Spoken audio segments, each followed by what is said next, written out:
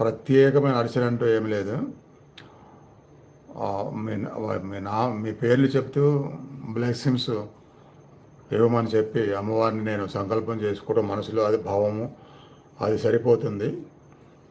కాకపోతే మీరు కూడా మీ పర్పస్ అయ్యే వరకు రెగ్యులర్గా ఇలా అటెండ్ అయ్యి కొంత నామస్మరణ చేస్తూ నేమ్స్ ఎంటర్ చేస్తే ఆ ఫలితం ఇంకొంచెం ఎక్కువ ఉంటుంది. ఎందుకంటే